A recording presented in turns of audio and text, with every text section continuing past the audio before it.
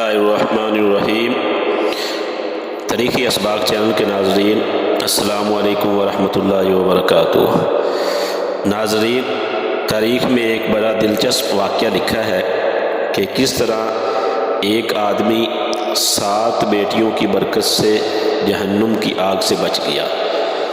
یہ واقعہ سننے کے بعد آپ کو اس بات کا احساس ہوگا کہ بیٹی ہمارے گھر میں جو ہوتی ہے یہ اللہ کی رحمت ہے، جس کو بوجھ سمجھنا چاہیے۔ واقعہ کچھ اس طرح ہے کہ ایک شخص کے ہاں صرف بیٹیاں ہی بیٹیاں تھیں۔ ہر مرتبہ اس کو امید ہوتی کہ اب تو بیٹا پیدا ہوگا، مگر ہر بار بیٹی ہی پیدا ہوتی۔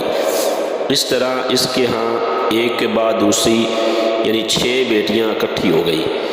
اس کی بیوی کو اس کے بعد پھر ولادت کی امید تھی، یعنی بچہ پیدا ہونے کی امید تھی۔ تو وہ آدمی ڈر رہا تھا کہ کہیں پھر لڑکی پیدا نہ ہو۔ شیطان نے آ کر اس آدمی کو بہکایا۔ چنانچہ اس آدمی نے ارادہ کیا کہ اب بھی اگر لڑکی پیدا ہوئی تو میں اپنی بیوی کو طلاق دے دوں گا۔ تو یہ ایک ہمارا غلط ذہن ہے، بھلا اس میں بیوی کا کیا قصور ہے؟ بیٹی کا پیدا کرنا، اس میں بیوی کا تو کوئی قصور نہیں ہے۔ خیر، وہ آدمی نے نیت کر لی کہ اگر میری عورت نے بیٹی پیدا کی تو میں اس کو طلاق دے دوں گا۔ تو یہ نیت کر کے آدمی رات کو سو گیا۔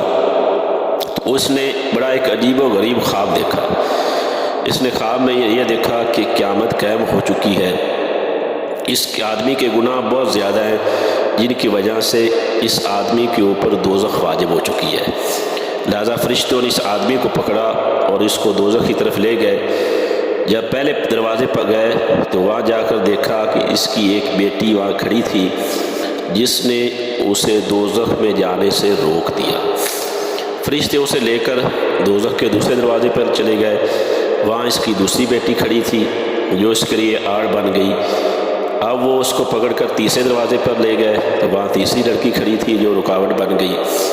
اسی طرح فرشتے جس دروازے پر بھی اسے لے کر جاتے، وہاں اس کی ایک بیٹی کھڑی ہوتی، جو اس کو دفاع کرتی، اس کو دوزخ میں جانے سے روک دیتی اور جہنم میں اس کو نہ جانے دیتی۔ غرض یہ کہ فرشتے اسے جہنم کے 6 دروازوں پر لے گئے، مگر ہر دروازے پر اس کی کوئی نہ کوئی بیٹی کھڑی ہوتی، جو اس کے لیے دوزخ میں جانے سے رکاوٹ بن جاتی۔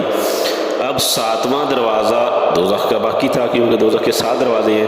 تو فرشتے اب اس کو پکڑ کر لے جا رہے ہیں کہ 6 دروازوں پر تو اس کی بیٹیاں کھڑی ہیں۔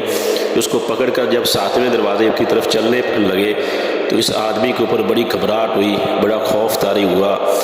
وہ یہ سوچنے لگا کہ اب 7ویں دروازے پر تو میری کوئی بیٹی ہے نہیں جو کھڑی ہو۔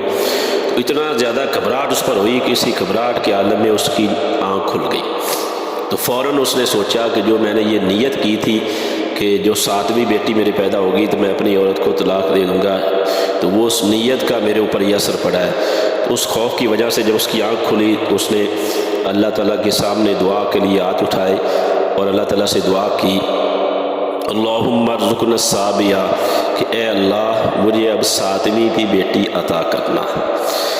تو ہمارا اس واقعے سے ہمیں یہ سبق ملتا ہے کہ جن لوگوں کا تقدیر کے اوپر ایمان ہے تو انہیں لڑکیوں کی پیدائش پر رنج نہیں ہونا چاہیے، اس میں پریشان نہیں ہونا چاہیے۔ یہ ایمان کی کمزوری کی نشانی ہے۔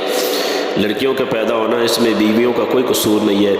بیوی تو بیچاری کچھ نہیں کر سکتی، یہ تو اللہ وحدہ لا شریک ہے، وہی جس کو چاہتا ہے جو دے، اس میں بیوی کا کوئی قصور نہیں ہے۔ اللہ جل شانہ قرآن پاک کی سورۃ شورى کے اندر ارشاد فرماتے ہیں، اعوذ باللہ من الشیطان الرجیم، بسم اللہ الرحمن الرحیم، للہ ملک السماوات والارض یخلق ما یشاء یہب لمن یشاء اناثا ویہب لمن یشاء الذکور او یزوجہم ذکرانا واناثا ویجعل من یشاء عقیما انہ علیم قدیر۔